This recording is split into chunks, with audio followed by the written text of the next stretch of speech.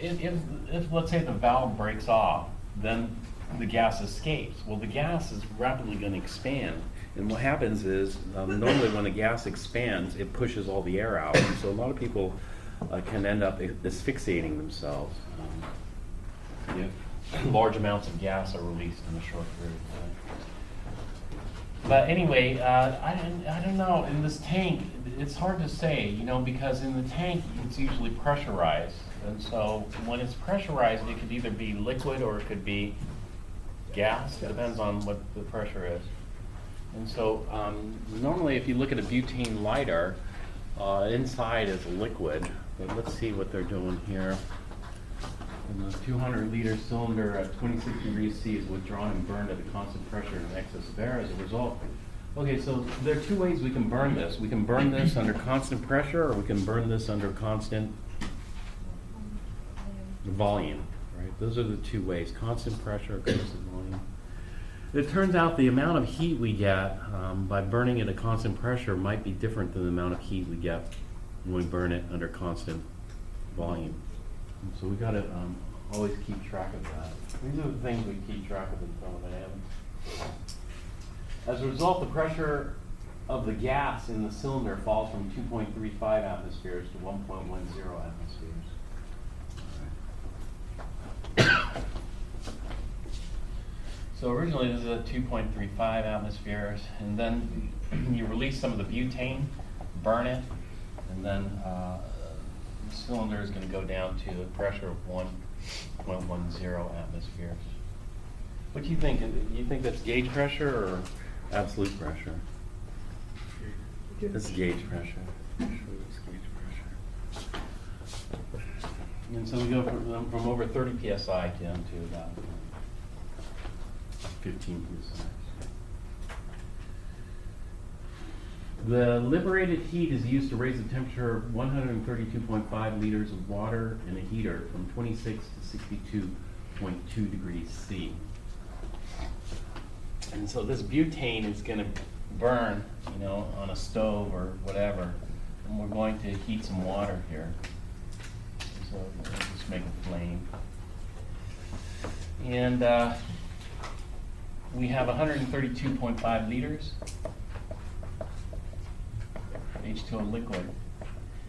And the delta T here is, we're going from 26 to 62. And so the final temperature is 62.2 degrees C. The initial temperature is 26.0 degrees C. And so we've increased by how much? 36.2 degrees C. The temperature increase in the water. Okay, assume that the combustion products are CO2 and water exclusively and determine the efficiency of the water heater. That is, what % of the heat of combustion was absorbed by the water. All right, this particular problem, we need some additional information from the chapter. And that depends if you read ahead. But what we need to know is, well, we can figure out how much butane escaped out of the tank. The tank volume is fixed. The temperature is the same. And so the only thing that changes is the pressure. So we could figure out how much in terms of moles of butane left the cylinder. And that's just from the universal gas law. It's P1, V1 over N1, T1. P2, V2 over N2, T2. The volume's fixed, temperature's fixed. So the only thing that changed was the moles. The moles changed as a result of pressure change. And so N2 is what we'll solve for. N2 is going to equal P2 over P1 times N1. Here. And so we can calculate the change in the number of moles. We can calculate how many moles we started off with, N1. And so we know how many moles of butane we combusted. When we know how many moles of butane we combusted, then we need something. And what we need is the heat of the reaction, which I really haven't talked about, and I'm going to talk about it today. And so in this particular problem, let's figure out a couple of things. One thing is, how much heat was required to warm the water. And so the amount of heat that's required to warm the water up, well, it depends on the amount of water, 132.5 liters. Depends on C. Well, C's in grams, so we'll convert this. What we're going to do is we're going to use the standard conversion we always use. And what is the density of water that we assume? 1 gram. 1. So we're going to go with 1.00 grams per milliliter. Okay. And then C, just memorize that, 4.18 joules per gram from C. And then delta T is 36.2 degrees C. All right, that's how much heat was required to warm up the water. But how much heat was produced from the combustion of methane? Well, the amount of heat that was produced from the combustion of methane is given by, well, combustion is a reaction. And so Q of the reaction here is equal to the amount. Now, it depends. Do we do this under constant pressure or do we do this under constant volume? Well, this is under constant pressure. If it's under constant pressure, do we use delta U or do we use delta H?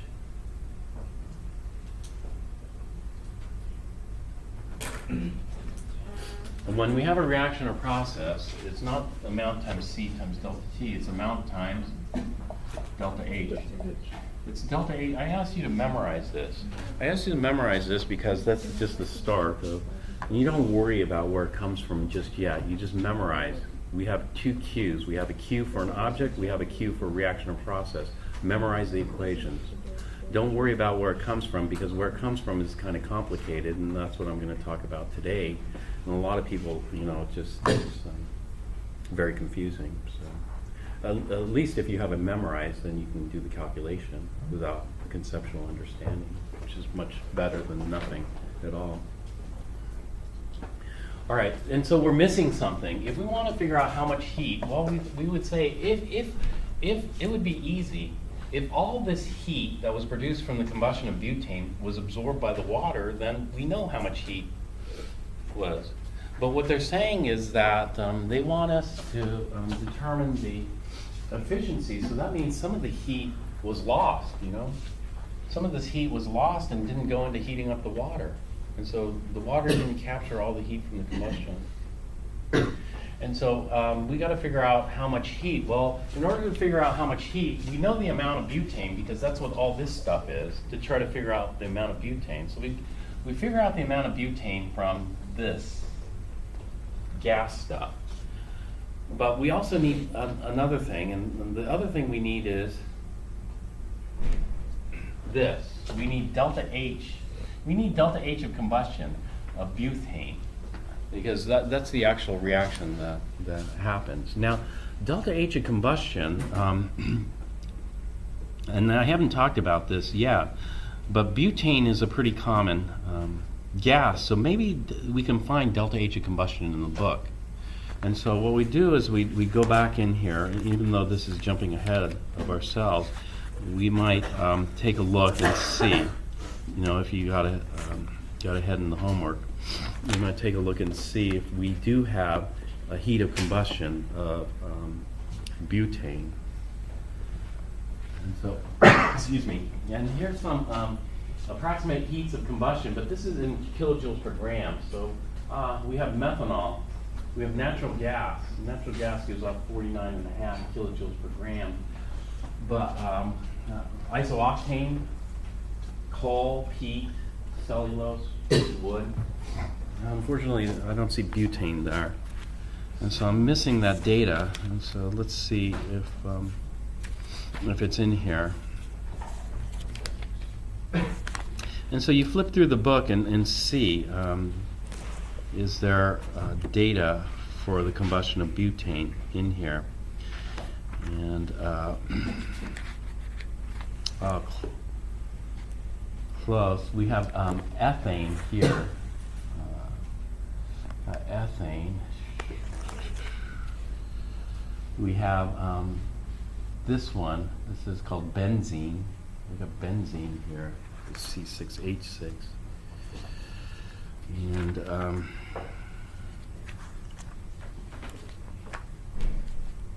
unfortunately, I don't see butane. Now, if I don't see butane, how can I get the heat, combustion? Well, Google, but, I could get it from Google, but you know how I would have to get it? I'd have to get it from calorimetry. I'd have to run a calorimetry experiment.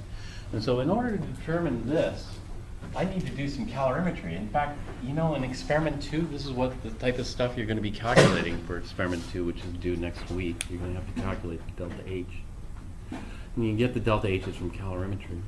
So we could do this doing a calorimetry experiment. We just put in some butane, burn it, and see how much heat is released to some kind of calorimeter, that we can do.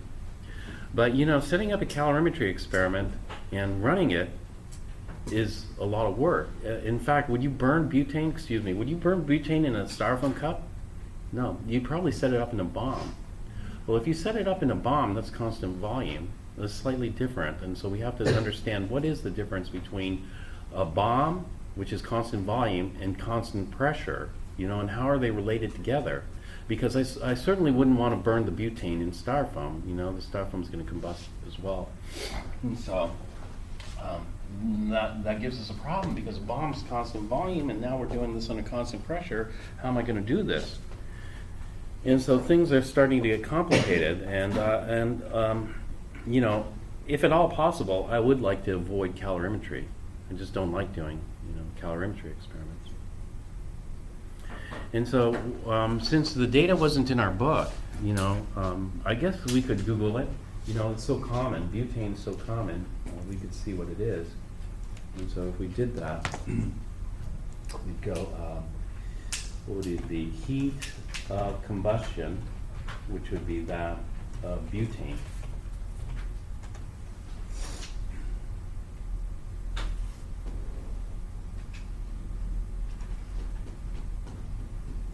See if we have that in here. So I dig around here. Isobutane, got that. Isobutane's an isomer. That's not really it. Okay. So that's one way I can do it. But are there other ways I can determine this? And it turns out there are other ways we can determine the heat of combustion of butane. Because once I determine the heat of combustion of butane, then this is a simple calculation, because I can just figure out how many moles of butane I burned. And if I have the heat of combustion in kilojoules per mole, I can figure out how much total heat was released in this reaction. Once I know how much total heat is released in that reaction, then I can compare it to how much heat was absorbed, and then calculate the efficiency. The efficiency would be the heat absorbed over the total heat times 100%. Now, today, actually not today, tomorrow when I do some catch-up, we'll see there are actually ways we can avoid doing calorimetry. In fact, there's a very easy way to determine delta H, and you probably did this in Chem 4. Some of the easy ways of determine delta H are Hess's law, if you're given the kilojoules per mole for other reactions that are similar to this. And then there's one especially easy way, or variation of Hess's law, called standard enthalpies of formation. And if we use the standard enthalpies of formation, it's quite easy to calculate. And since I don't want to leave this problem and come back to it, I'm going to jump ahead, and I'm going to show you the easiest way to determine delta H. The easiest way for sure is in calorimetry. The easiest way is we use this equation. This equation is that the delta H of a reaction is equal to the sum of the, what we call mu p delta H sub p of the, actually not sub p, sub f of the products, minus the sum of mu r times delta H sub f of the reactants. to use this is so easy. To use this, all we do is we go to a table and we look it up. And so I'm going to go ahead and calculate this just to show you. You know, this sure beats calorimetry by miles. And the data table that we need is in Appendix D here. Professor, what's that first term after the sum sign? I'll explain that in just a second. Okay, this is the data table we're going to use. This is Appendix D. This is the moles. This delta H, the F stands for formation, and it's a very specific kind of reaction. The little superscript 0, this stands for standard thermodynamic conditions. In this case, standard thermodynamic conditions will be, according to Appendix D, 1 bar and 1 molar. There is no standard thermodynamic temperature. And so Appendix D is for one specific temperature. And if you look at it, it's written here at the top of the page, at the top right there. What is the temperature? 298.15 Kelvin, which we call that something, which we call 298 Kelvin, room temperature. And so there is no standard temperature, but you know, the most useful, if you're going to have one temperature, and you're going to pick one temperature, the most useful temperature would be room temperature. All right, now, all we do, you know, this is so easy, you don't really have to conceptually understand it, but we have to have a balanced chemical equation. Do I really want to talk about this much? I guess so. I might as well finish it. Okay, the balanced chemical equation is butane, C4H10. We're going to say it's in the gaseous state, not in the liquid state, plus O2. This is going to yield CO2. It makes a difference. Thermodynamically, it makes a difference if it's in the gaseous or liquid, because if it's in the liquid state, the first thing you have to do is you have to vaporize it. Vaporizing a liquid, does that cost energy, release energy, or doesn't cost any energy at all? If you want to vaporize a liquid, it's going to cost you energy. If it costs you energy, then you're going to get a different amount of energy spit out of this reaction. We have to worry about that. And so we're calling this gas, butane gas. Let's go ahead and balance this equation. So I got 4 carbons, I'll need 4 CO2, 10 hydrogens, I'll need 5 waters. And then we'll add up the oxygens here. I got 8 plus 5 gives me 13 oxygens. This is often done in thermodynamics. We use fractions in thermodynamics. The reason we use fractions in thermodynamics is because we always want this per mole. I want to know how much energy I get burning 1 mole of butane, not 2 moles, because if I double everything here, I'll get 2 moles of butane. And, oops, did I make a mistake? No, that's right. Okay. All right, so now I have the balanced chemical equation. Now, this is what I'm going to do. I'm going to look up the product. The first product I make is CO2. And so I just go to Appendix D and I look up the delta H naught of formation. They printed this backwards, it's all right.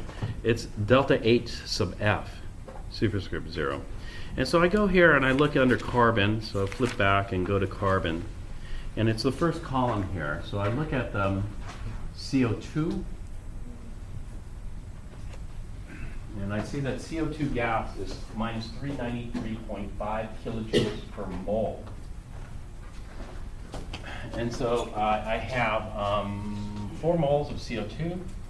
That's my new P, that's product. 4 moles of CO2 times the delta H of, this is minus 393.5 kilojoules per mole. And that gives me the amount of energy associated with the CO2. And then I go to the water. And so I'll go plus 5 moles of H2O liquid. And then I'll just go to hydrogen here, which would be H, and look up water in this table.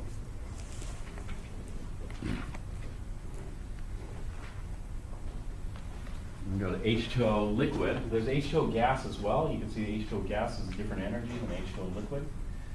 And we can see how much. energy it costs to vaporize the H2O liquid. It costs 44 kilojoules to vaporize the H2O liquid. That's the difference between these two here. And it's minus 285.8. Minus 285.8 kilojoules per mole. I should have waited, sorry. Minus the parentheses, 1 mole of butane.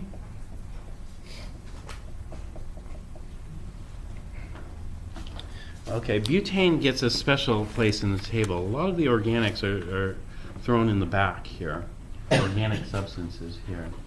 And so, go down the list. Here's butane, butane gas minus 125.6 kilojoules per mole. So that's going to get minus 125.6 kilojoules per mole. Plus the other reactant, which is 13 halves.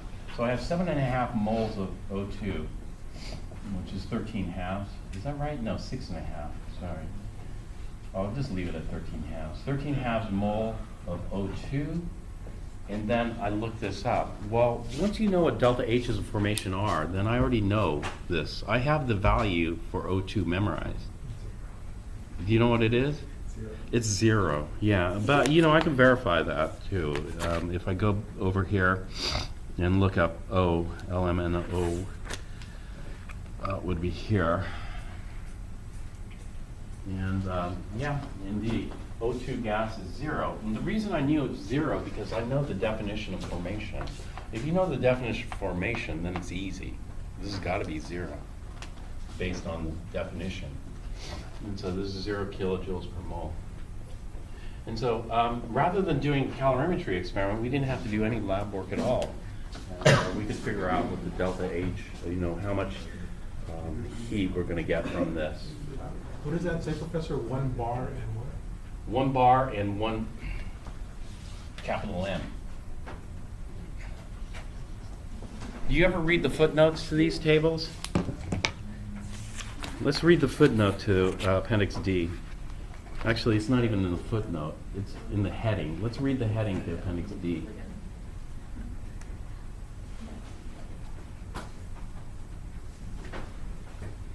Thermodynamic properties of substances at 298.15 Kelvin.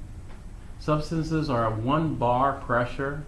For aqueous solutions, solutes are at unit activity. I'll talk about what activity is at the end of the semester, which is roughly 1 molar. We're just going to assume it's 1 molar. Data for ions in aqueous solution are relative to values of 0 for H+. We'll talk about that in detail soon. Maybe tomorrow we'll get into that. In fact, probably tomorrow we're going to get into that. But anyway, we do this, and I told you to just go ahead and memorize this equation because we want to figure out how much heat. Well, what this is going to tell us is this is going to tell us how much heat per mole is involved in the combustion. And so let's go ahead and do the calculation here. I'm going to get 4 times 393.5 plus 5 times 285.8. I have to keep track of the signs, which I do. Okay, minus, let me do this, 125.6.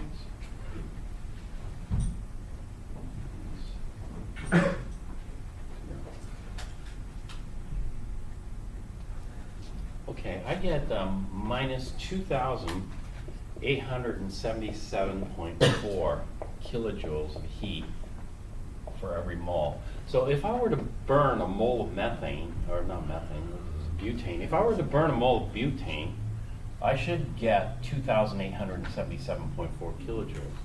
Did I burn a mole of butane? No, I don't think I burned a complete mole. Actually, I wasted all that other stuff. Let's figure out how much butane I burned. I can figure out how many moles of butane I burned because they gave us enough information. from the butane tank to calculate how many moles before and how many moles after. And so let's go back to the original problem here and do this. Actually, how many people completed this? Probably, I mean, this is, you did it, Z? All right. Well, you're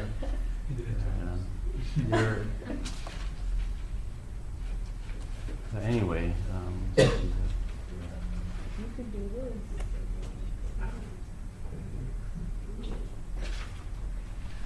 all right, so the cylinder is a 200 liter cylinder, 26 degrees C. So the volume and the temperature don't change. Only thing that's changing is the atmosphere. But the first thing is we have to calculate the original moles. And so moles of gas, you know, the initial, hold that.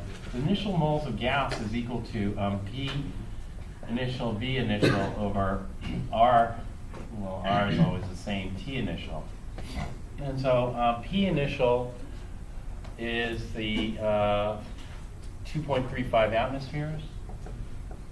V initial is 200 liters to 4 sig figs over R, 0.08206 liters, 0.35 atmospheres, liters, atmosphere per mole, Kelvin.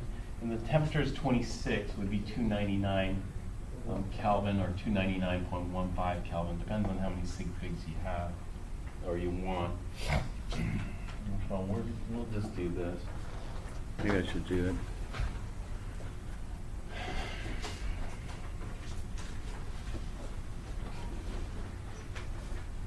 Okay, so 2.35 times 200 divided by 0.08206 divided by 299, 19.15 moles of butane. And so in the original tank of butane, we had 19.15 moles, but you know, we lose some of that by operating the burner. And so we can figure out how many moles we have left. And so moles final, N final, is equal to, what is it equal to? P, let's see, P2 over P final over P initial times N initial. All right, so P final is 1.10, P initial is 2.35, and N initial is 19.15 moles. And so it's about half that. And so 19.15 times 1.1 divided by 2.35. Now, is this gauge or is this absolute? Well, I'll just take it as is. And so this is going to come out to 8.966 moles. All right, so initially I start off with 19.15. I end up with 8.966. So how many moles did I lose in the combustion?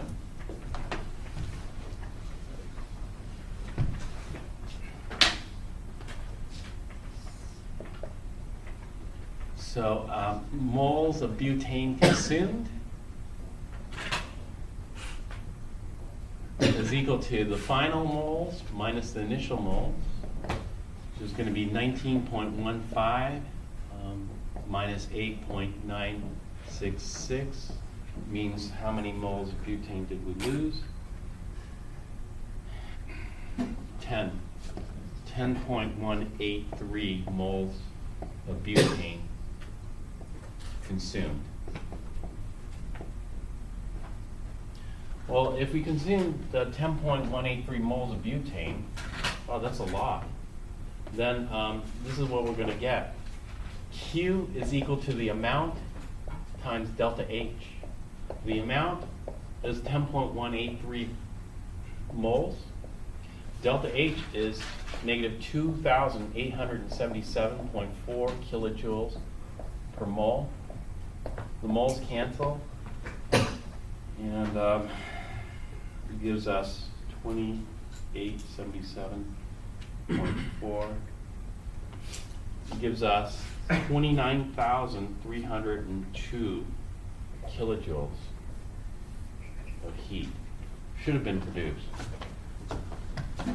Now, did I calculate the Q for the water? Yet? No? Okay, let's calculate the Q for the water. Now, that's the total amount of heat that was released, assuming I didn't make any mistakes, from burning that much butane. Now, how much of that heat did the water absorb? And so the Q of the water, and we aren't talking about the pop, we aren't talking about the air, we aren't talking about anything else, just the water.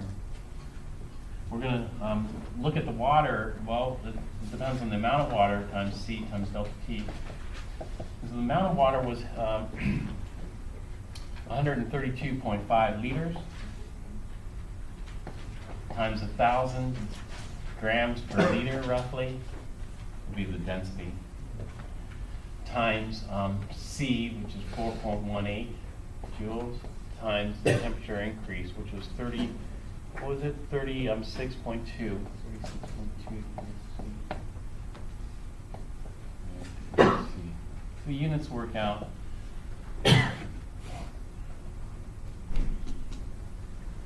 So 132.5 times 1,000 times 4.18 times 36.2. This gives me 20,049 kilojoules. I just converted it from joules to kilojoules since that's in kilojoules also. And so basically, the water absorbed 20,000, the burner produced 29,000, so 9,000 kilojoules was wasted. You know? Because that heated up the air, did whatever else. And so the efficiency of this burner, percent efficiency, is how much heat was actually used. Only 20,049 kilojoules of a total of 29,302 kilojoules times 100%. So about 9,000 kilojoules was lost. And so let's figure this out. Divided by 29,302 times 100. And so it comes out to 68.42% of the heat. Is that what you got, Z, roughly? Actually, that's what you're probably saying. So tesselation question number is different. Oh. No, I think one is safe. No, I think one will. Oh, okay. Maybe I did this on the, all right. Okay, 10th edition's different for sure. They probably scrambled the number. So that's fine. All right, does that make sense? Or, For the most part, I mean, it's a what? lot of information. I think, yeah, it's a lot. Actually, if all we had to do was the calculation, then it's not so hard. Thermodynamics is not so hard. The problem is the conceptual stuff that makes thermodynamics hard. And so we're going to talk more about conceptual stuff right now. And that is this. Now, if I burn this butane,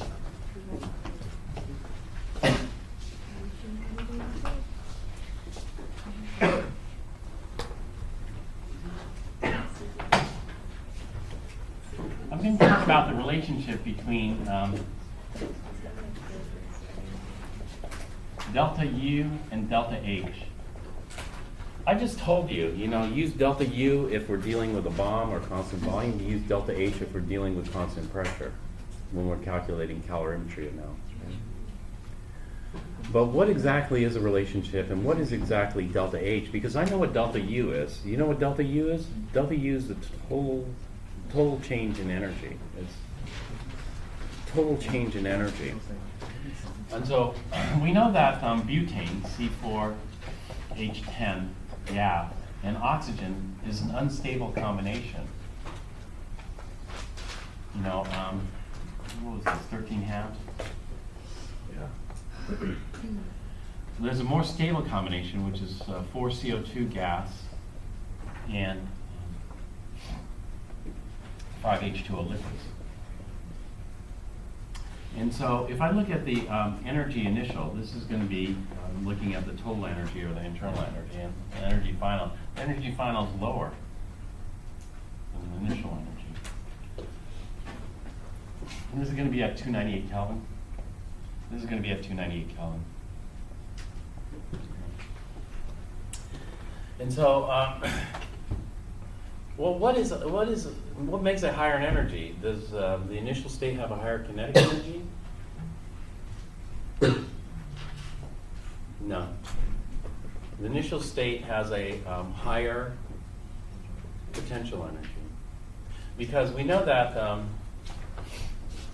UI is just equal to the potential energy initial plus the kinetic energy initial. And U final is equal to the potential energy final plus the kinetic energy final. Does the kinetic energy change in this reaction?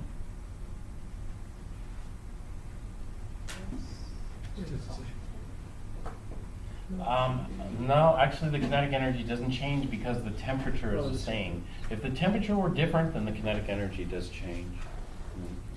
But for reactions and processes, we could change the temperature, but if you change the temperature, then you're going to have a composite equation in which you're going to have Q for reaction, which is going to be amount times delta H or delta U, plus Q for an object. Because if the temperature did change, we're going to have to heat or cool objects. And so we're going to get a composite equation for Q, which isn't hard. It's just is easier just to separate it into different things. Now, if I don't want to go to 298, let's say I want to go to 500 Kelvin, the easiest thing to do is to do it at 298 and then warm these two objects back up to 500 Kelvin using their specific heats. That's the easiest thing to do. Because if you do it in one shot, then it's mixed up, because the heats of reaction are for variable temperature, or the heats of reaction are for, well, let's take a look at Appendix D, that data table we just used. The data table we just used has a specific temperature. That specific temperature in Appendix D is 298.15. Now, is Appendix D data going to be valid at 500 Kelvin or 500 degrees C? No, it isn't. So what are you going to do? Well, are you going to Google it? I want the delta H sub F naught of CO2 at 500 degrees C. Are you going to find it? You aren't going to find it. And so since you aren't going to find that, this is the way we do it. We do it in two separate problems. You know, if we had the, the delta H's at 500 and the delta H's at 298, then we can mix up the temperatures. But since we don't have that, we fix the temperature for reactions and processes, and this is why we do it. Now, of course, I don't have to stop at 298. I could stop at 500 Kelvin, 1,000 Kelvin, wherever I want, But the easiest is, if you want to know the energy change, you do this and then do a second step. Well, anyway, the situation here is, if I want my delta U, the delta U should be easy. That's just delta PE. But did I talk about potential energy? Tell me, how many joules of potential energy do I have in 50 grams of water at room temperature? How many joules or kilojoules or microjoules or nanojoules of energy is contained? This potential energy is contained in this water right here. Can you tell me? This is this is with nothing else around. It's just water. Maybe you might say it's zero energy. There's no energy there. Isn't it just amount times delta U for potential energy? Or am I thinking of something else? No, I'm thinking of something else. You're thinking about the heat. Oh, I'm thinking about the heat. The heat, yeah. The heat. But when you're thinking about the heat, there's going to be some kind of temperature change. Well, how much energy is in there? Well, that's a very complicated question. Did I mention anything about potential energy? Okay. Maybe in the morning. I know in one class I forgot to mention it. The potential energy is the energy. So I want the potential energy of 13 halves moles of O2. How am I going to determine that? And then I want the potential energy of 1 mole of C4H10 gas. How will I determine that?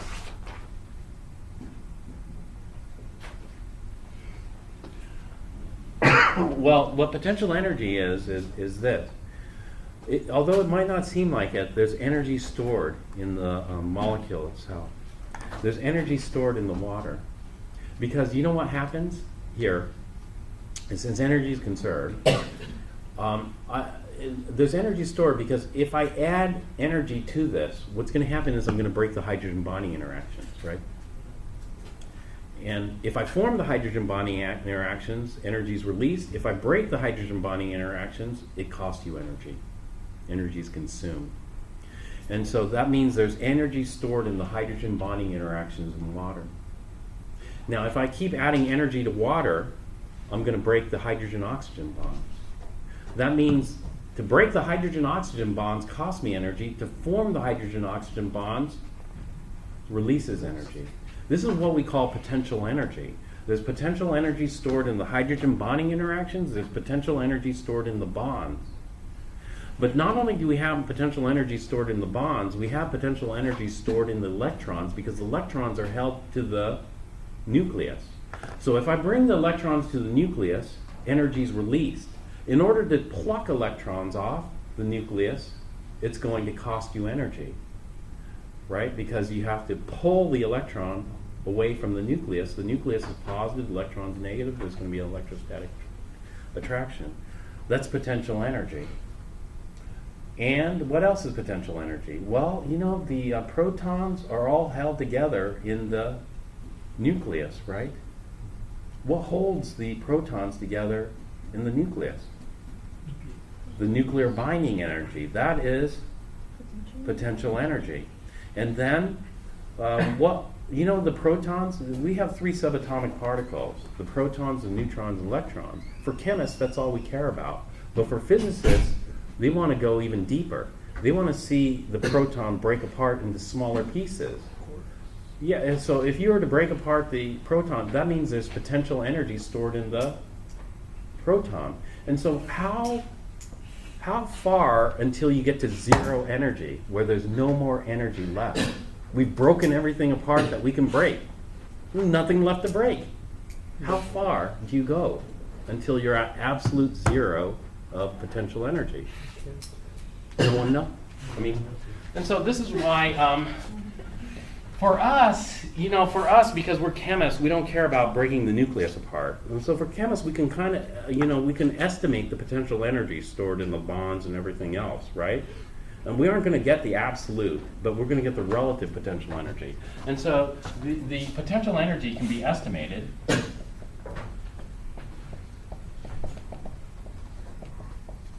But cannot be determined with any accuracy.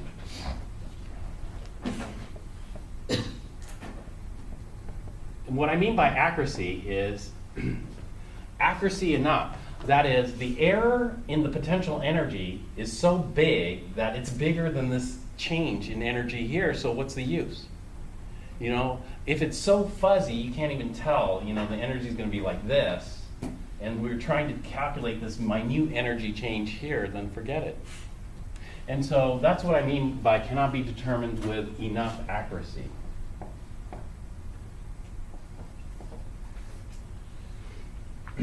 Enough accuracy.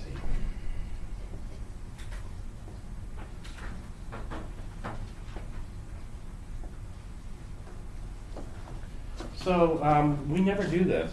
Instead, this is never done.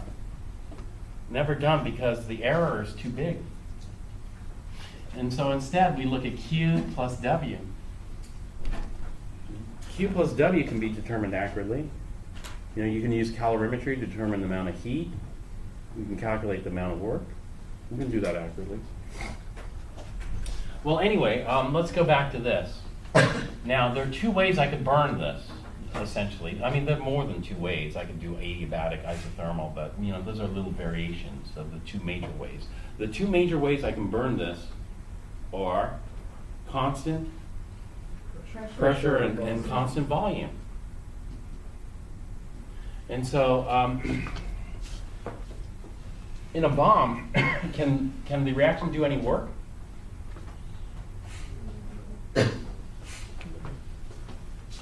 So let's do this under constant volume. do you put a little piston or something, or mechanical motor, or electric generator, or DNA stretcher inside the bomb? No. And so basically, we don't do any work. Under constant volume, and we're looking at the natural work of a chemical reaction. The natural work of a chemical reaction is just expansion and contraction of the system to maintain constant pressure. But in a bomb, the work is zero, because delta V is equal to zero. There's no change in the volume. And so all the energy is converted into heat. Actually, the energy doesn't have to be converted into heat. It's just because we're not doing any other work. If we were to do work, this confuses some people. So let me talk about this briefly. Do you remember the slide drawing I had up? People get confused about this.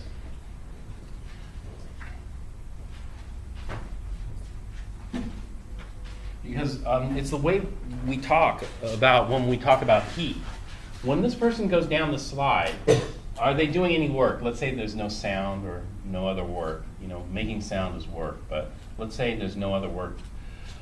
As this person goes down the slide, what's going to slow them down?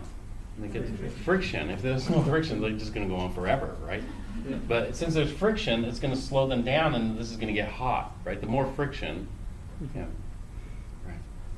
Well, if this person does work, let's say the pulley, they lift that weight up, right? Tell me what happens. Do we first make heat, and then that heat is used to raise the mass? No. What we have is this. What happens is we have the direct conversion of potential energy into work.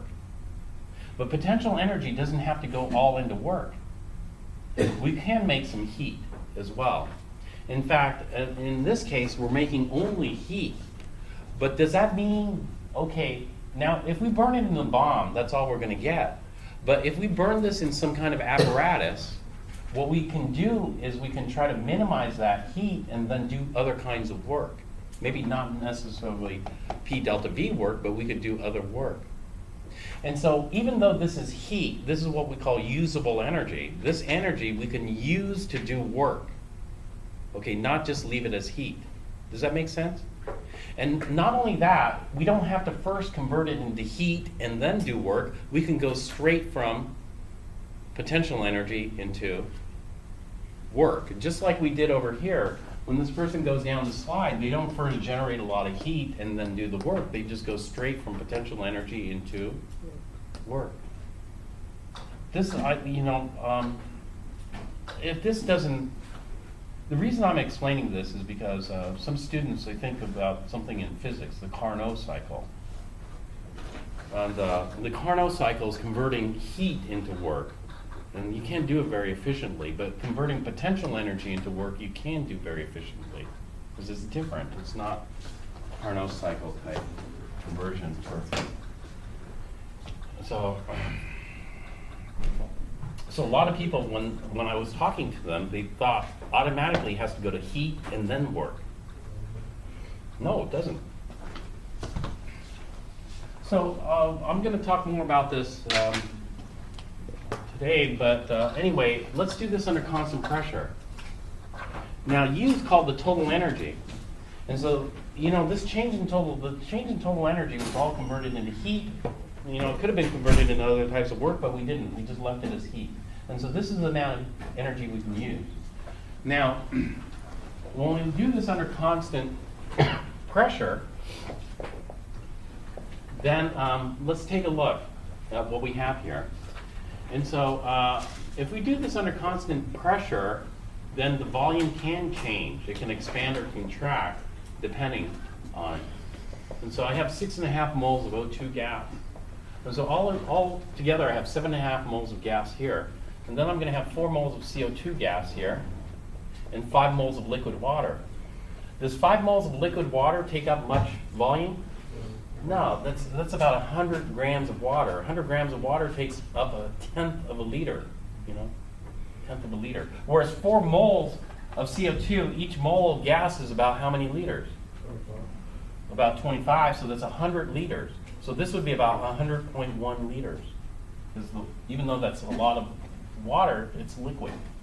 And so what we have here is we're going from 7.5 liters of gas to 4 liters of gas, plus a tiny bit. And so what that means is we're going to go from a big volume, and in order to maintain constant pressure, we don't want this to implode, so the volume has to shrink by about half. Do you see that? The volume's going to shrink. So if the volume shrinks, who does the work? Does the system do the work in blowing up the balloon, or does the surroundings do the work? Surroundings. The surroundings does the work. Now, this is the weird thing. Let's say you ask your friend to blow up a balloon, right? And the friend says, that cost me 100 joules of energy to blow up that balloon. I'm exhausted, right? And you go, okay, that's good. You just lost that 100 joules, and I'm good because now I'm still at zero. I didn't lose any, I didn't gain any, right? But the weird thing is that your friend is connected to you because there's a connection between the system and the surroundings in the universe. And so even though your friend lost 100 joules in blowing up that balloon, do you know what just happened? What just happened is if your friend is the surroundings and you're the system, that means that 100 joules that was just spent by your friend is now 100 joules in your pocket. Is that weird? Or what? It's kind of weird, isn't it?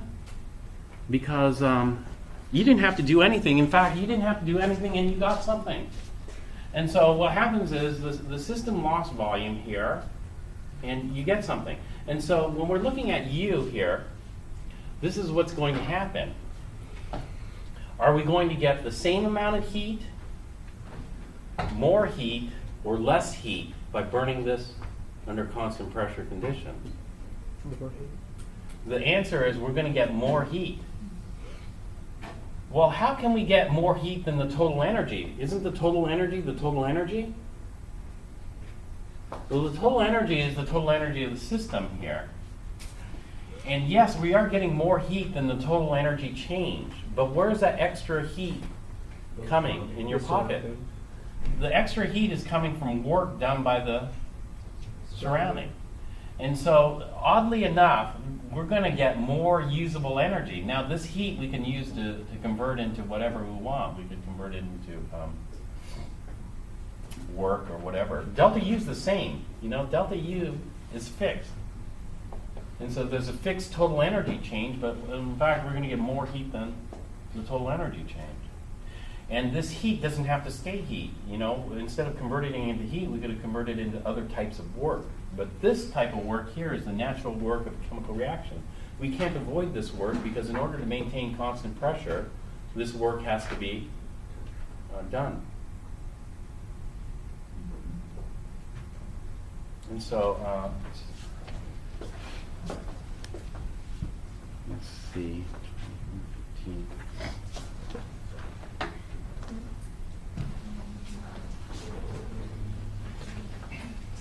So the way I like to think about this relationship is like this.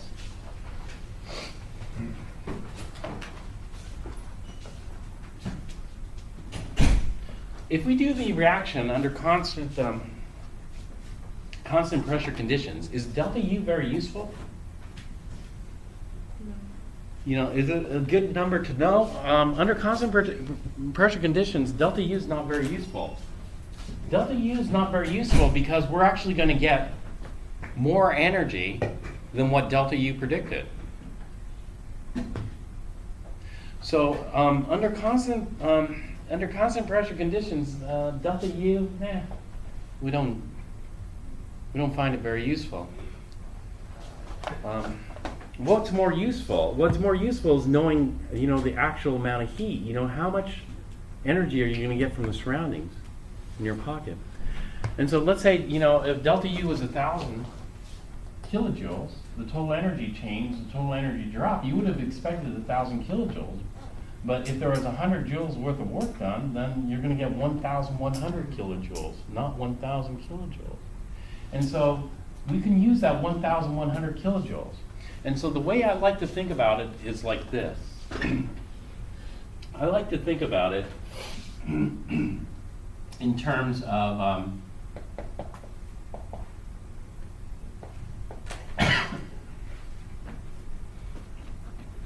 this. So we're going to restrict the work. Restrict work to P delta V work, which is the natural work of a chemical reaction. The reaction's got to expand or contract, maintain constant pressure. And then, this is unavoidable. P delta V work, excuse me, restrict work to P delta V work, and what we're going to do is we're going to do constant pressure. Under these two conditions, then P delta V work is unavoidable.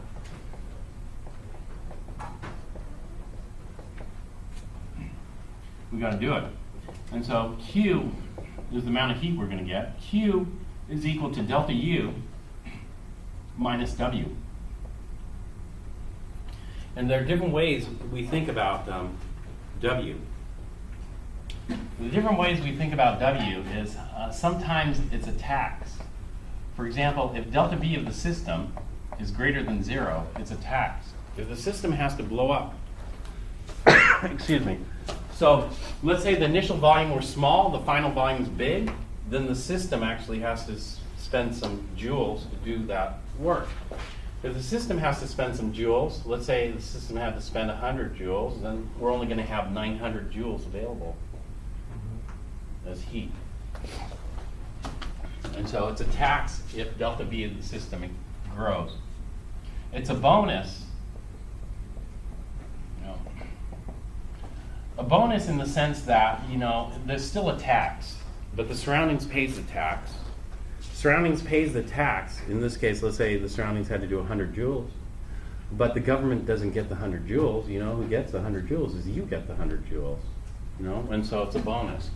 And so delta V of the system is less than 0. Or there's no tax, no bonus. No tax or bonus. That happens if delta V of the system is equal to 0 or close to 0.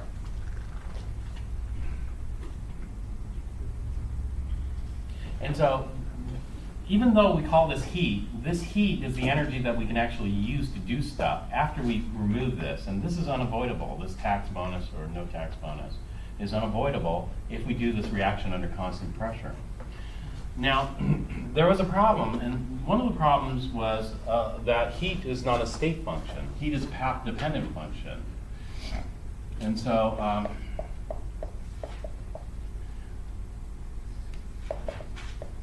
if Q is a path-dependent function, that means we don't always get the same amount of heat. Well, what we can do is we can restrict this. The fix here is like this. We restrict the conditions so we always get the same amount of heat. So Q, one thing we do is we do constant pressure. And so if we do constant pressure, then we have to restrict the Q. The Q is Q sub P. P stands for constant pressure. Now, QP is equal to delta U minus W. The next thing we're going to restrict is this. We're going to restrict the work minus P delta V work only. And so what happens here is that we get delta U minus a minus P delta V. And when we look at this, delta U is what we call a state function. It just depends on U final and U initial, even though we never calculate those. Yes. Delta V is also a state function. If you're looking at a change in volume, all you care about is the initial volume and the final volume. And then you can calculate your delta V. And P is a state function. And so by entering these restrictions in here, we can express Q in terms of state functions. In other words, by entering the restrictions here, if you always burn it the same way, then you should always get the same amount of heat. That's basically what this is saying. And so we're always going to burn it the same way, we'll always get the same amount of heat. If we do that, then we make it into a state function, and we call this well, we don't want to call it QP because QPs can get confused with just a normal Q. We're going to call it delta H. So delta H is this. Now, the way I'd like to think about delta H is like this. We know that delta U is equal to Q plus W. Now, if we enter the restrictions here, then delta U is equal to delta H plus W, where delta H and Q are the same thing as long as we restrict it to constant pressure and P delta B work only. And that means delta H is equal to delta U minus W. Now, this equation for delta H, I like to think of like this. Delta U is like your gross pay. Say your gross paycheck were $1,000. Are you going to deposit $1,000 into your bank? No. Most likely not. What's going to happen is you're going to pay Your tax. taxes, And so W is your tax. yeah. People don't Well, you don't always get a tax because sometimes you might get a little extra bonus, or sometimes there's a tax-free day or no tax or bonus. And it depends on what's happening with the surroundings, which you consider as the government or whatever. And then delta H is your net pay. And so the reason we don't care about delta U so much is because delta U is not telling me how much energy I'm actually going to net. What's going to tell me how much energy I'm actually going to net under constant pressure conditions is delta H, because we got to factor in the work, the tax. And so under constant pressure conditions, delta H is the most useful quantity to know, because then we can see how the surroundings impact our system. Under constant volume conditions, delta U is the most important, because delta U will tell us how much energy we're going to net, because our gross will be the same as the net, since there's no tax. And so this brings us to this, am I going to get more energy burning it under constant pressure or more energy burning it under constant volume? Now, the size, which is bigger? Minus 10 versus minus 20. Which one's bigger number? Minus 10. Minus 10 is a bigger number. It's more positive, right? Minus 10. Minus 10 degrees C is much warmer than minus 20 degrees C, right? But what you have to do in Chapter 7 is you have to shift your thinking. You have to shift your thinking because we're talking not about temperature or something like that. We're talking about energy. And energy is like money, there's no negative in this sense. So if I did minus $10 versus minus $20, which is a bigger hit on your bank account? Minus $20. So for us, this is bigger in thermodynamics. Minus $20 is bigger. And so we're going to do a little bit of comparisons here. Now, first we're going to look at some reactions and determine, do you expect there to be a tax or a bonus, or do you expect it just to be about even, no tax nor bonus?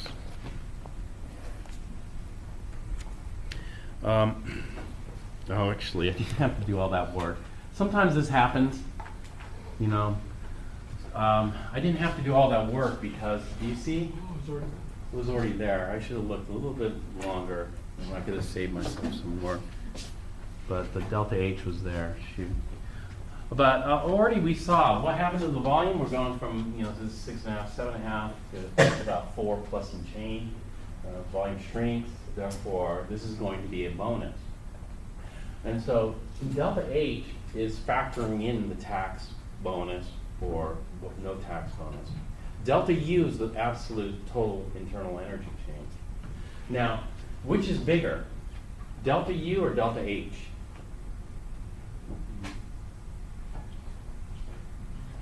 Delta U. No, delta H. Delta H is bigger because the surroundings does work. Surroundings doing work means money in your account. Now, this is tricky because I have to go through all scenarios. I'm going to go through 6 scenarios. about which is bigger tomorrow. But we're just going to look at this for exothermic reactions right now. Here. Hydrogen, oxygen yields H2O, gas. That's not H2O liquid. So we're going from 1.5 moles of gas to 1 moles of gas. It means the volume is shrinking. Is that a tax bonus or what? That's going to be a bonus. Energy. Let's go to the thermite reaction. When we look at the thermite reaction, these are all solid. And so, you know, it depends on the density. But it turns out that, you know, the solids, the volume, the solids, most of them are going to be around 2-3 grams per mole. And so the density doesn't, the volume doesn't change much. The densities are about the same. And so there's not really going to be much of a tax or a bonus in this case. It's going to stay even. Now, how do I know that? Well, I know that because I've done some calculations already to see. And so let's take a look at a calculation. So far, all we've seen are bonuses. Pretty soon we'll see some taxes. But to more clearly see the relationship between delta H and delta U, let's go ahead and do a calculation. Now, calorimetry gives two different things.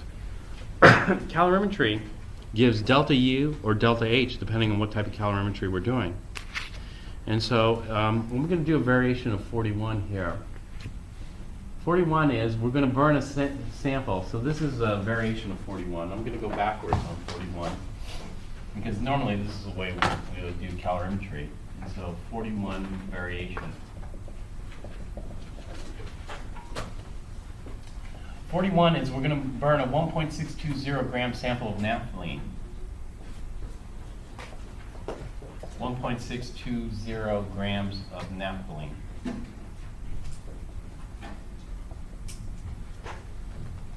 Okay, this is in a bomb. Is any work done in the bomb? No work. And so all the internal energy is going to be converted into heat. And so we burn this. And the bomb's going to warm up. Oops. The delta T for the bomb is going to be plus 8.44 degrees C. And so the bomb warms up. And so whatever heat, you know, there's going to be excess O2 here. Whatever heat we're going to say is generated in the combustion is absorbed by the bomb. But some of that heat should have been absorbed by the products too, because we're going to get CO2 and H2O liquid here. But we're going to ignore the heat absorbed by the product because the bomb absorbs a significantly larger amount of heat. All right, we need to know how much heat is absorbed by the bomb. In other words, we need to know the heat capacity. So this is where I'm going to deviate a little bit from this problem, and that is I'm going to just tell you what the heat capacity is. And the heat capacity for the bomb is 7.72 kilojoules per degree C.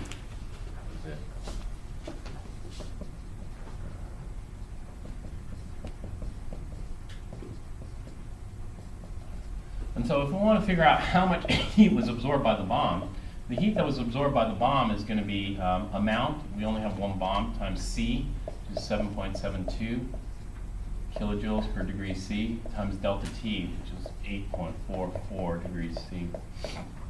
And this will tell me how many kilojoules was absorbed by the bomb. Let's see, that comes out to 7.72 times 8.44, 65.15. And so 65.15 kilojoules of heat was absorbed by the bomb in order to raise the temperature of the bomb 8.44 degrees C. Okay. Now, where did all that heat come from? That heat came from the reaction here, you know, which we're going to call our system. Q the reaction. Q the reaction is going to be equal to the amount. Now this is done in a bomb, so it's going to be equal to the amount times delta U.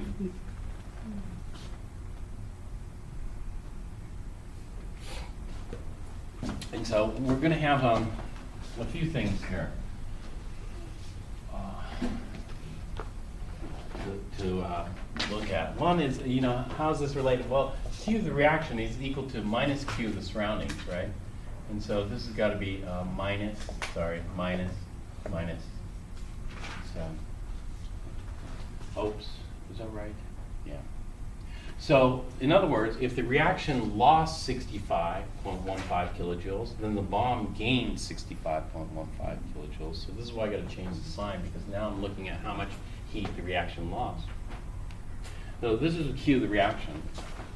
Q of the reaction, this is the amount of heat, minus 65.15 kilojoules for burning how much naphthalene? That's the amount of heat for burning how much naphthalene? Only 1.620 grams. That's it. If I burn more naphthalene, I'll get more heat. If I burn less, I'll get less heat.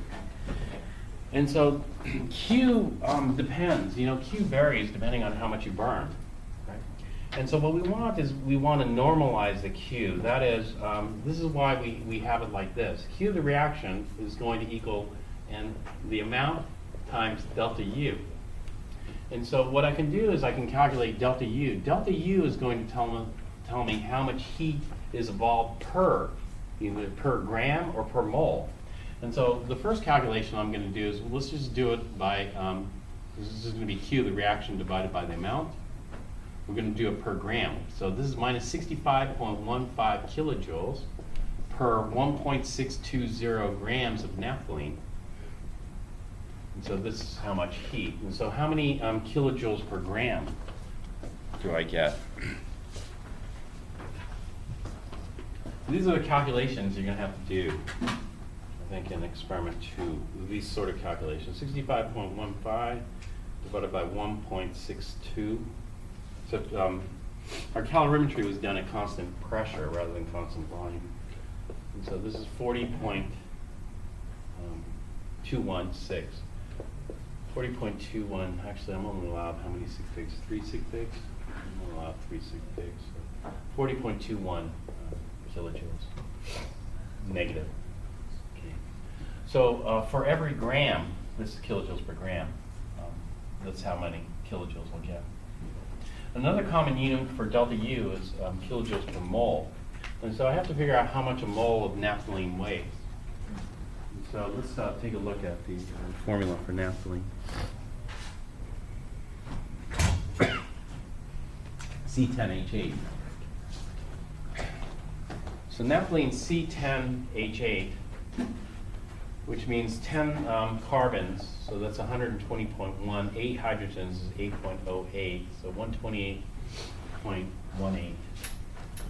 So if I want to figure out kilojoules per mole, there's 128. I got to multiply this by 128 because there are 128 grams, 128.18 grams per mole. So times 128.18. That's going to give me a delta U of minus 5,154.8. I'll just carry extra digits. Kilojoules per mole. So if I burn a full mole of naphthalene, I'll get 5,154.8 kilojoules.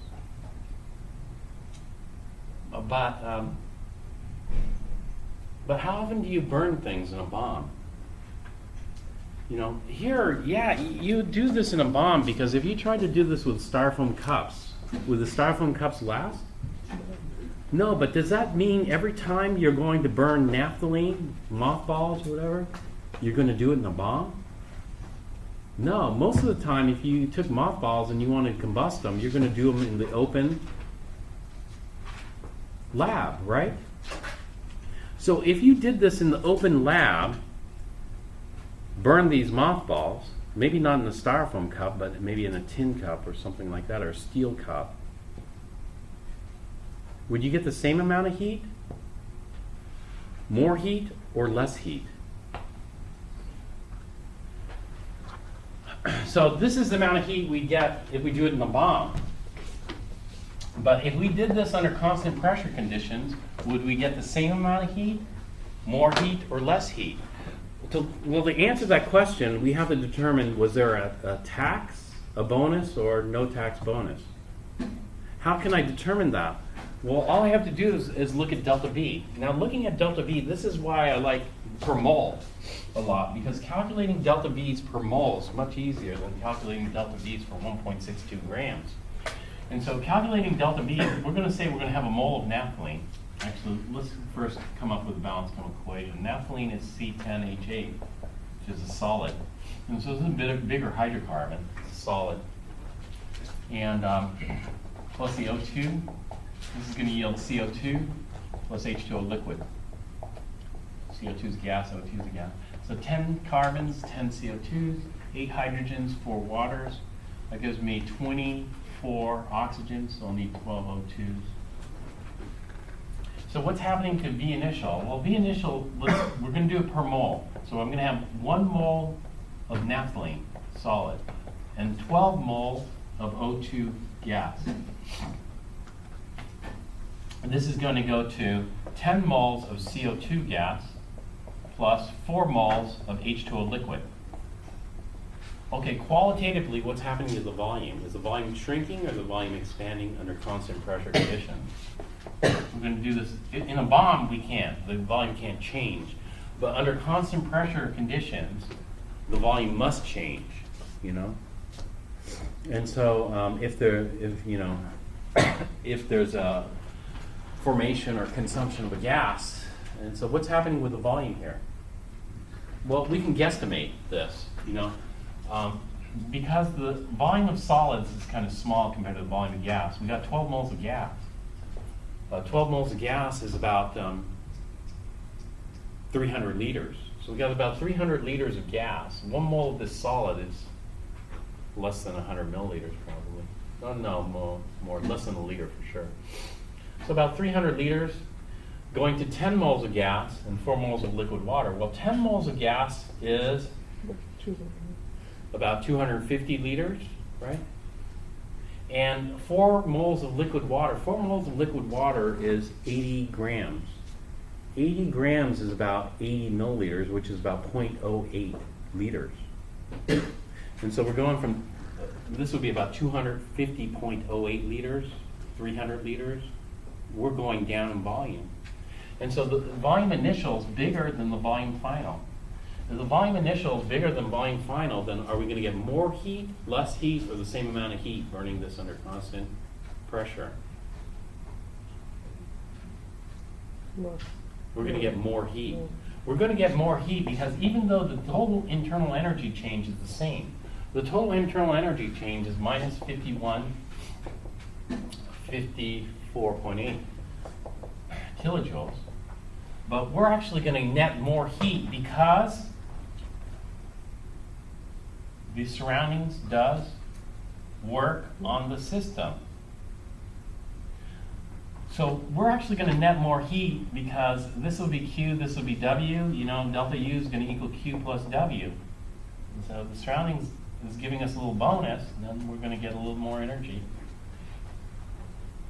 to spend. Now, what we're going to do here is we're going to calculate it, what that is. In order to calculate it, we can do this.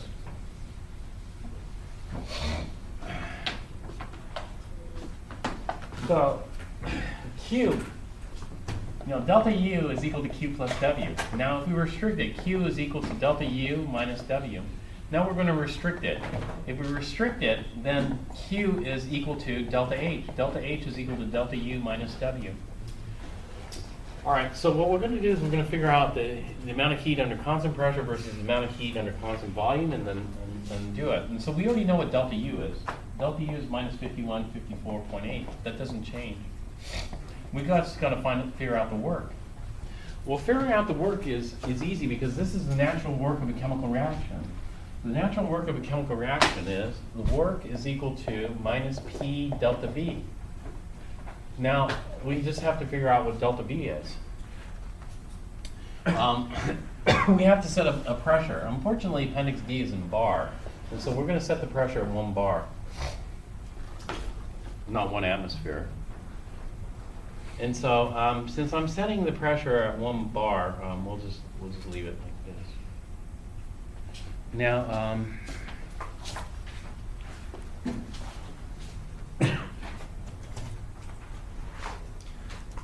now I want to figure out, okay, delta V is equal to V final minus V initial. So what is V initial? V initial is the volume of naphthalene, 1 mole of naphthalene, plus the volume of 12 moles of O2. So what is the volume of 1 mole of naphthalene? What do I need to know? I need to know its density. So let me look up the density of naphthalene here.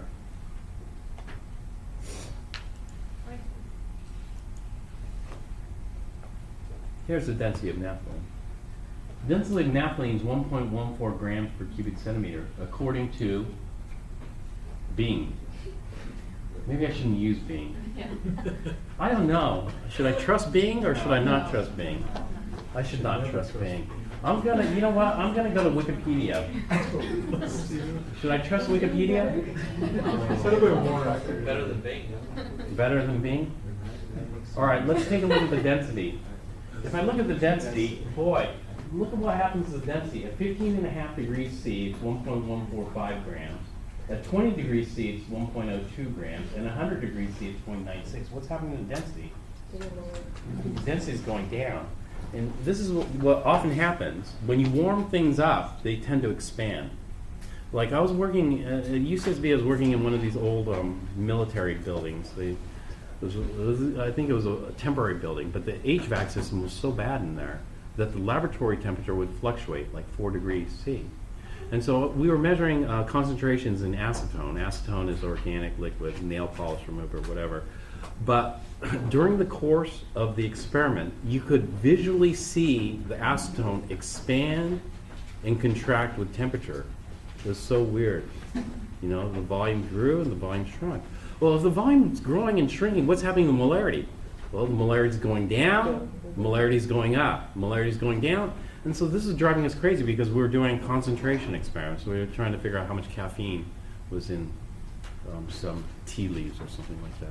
I forgot what it was. And so but you know, molarity isn't the only thing. Molarity can drive you crazy because molarity changes with temperature.